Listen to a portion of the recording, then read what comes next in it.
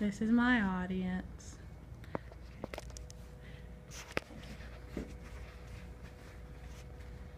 Hi, I'm Destin Williams, and this is the pros and cons of standardized testing.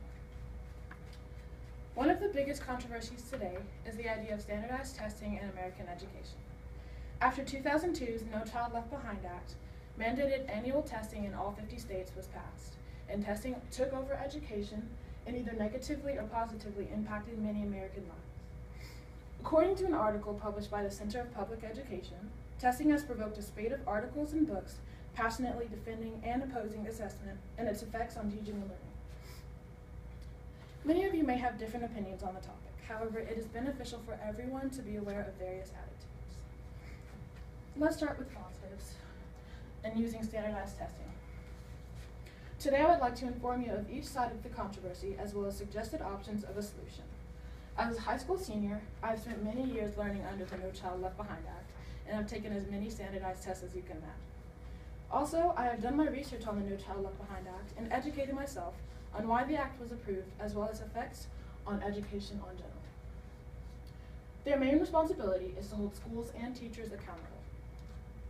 According to Education Weekly, the new accountability focuses on student performance, schools as the unit of improvement, public reporting of achievement results, continuous improvement, and consequences for schools attached to student performance.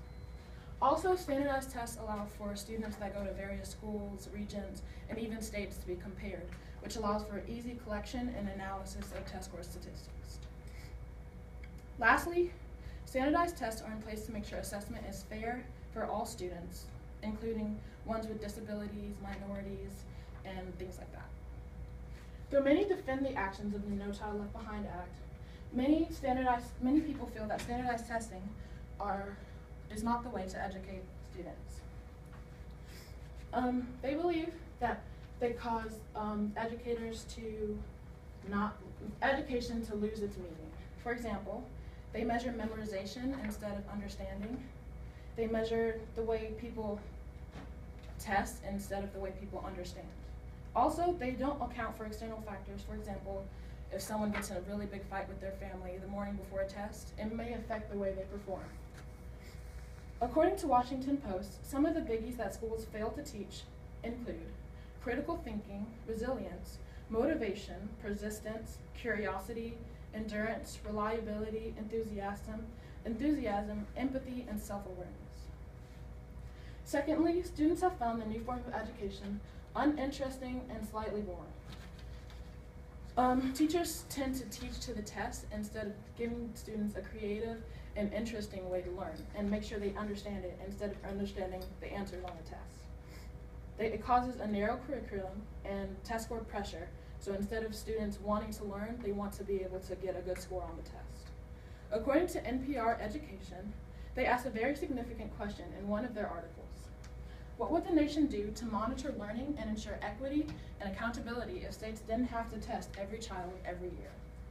One solution included testing students less frequently, as well as doing portfolio assessments instead of standardized tests.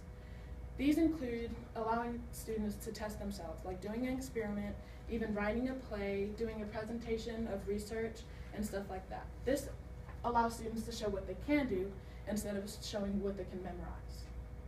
Also, this allows them to be tested over time instead of testing immediately about information that they learn over short periods of time.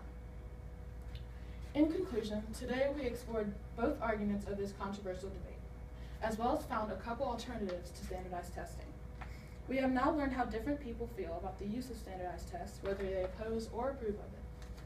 Considering the importance of education in today's society, it is hard to believe that there are such strong views against and for the quality of education.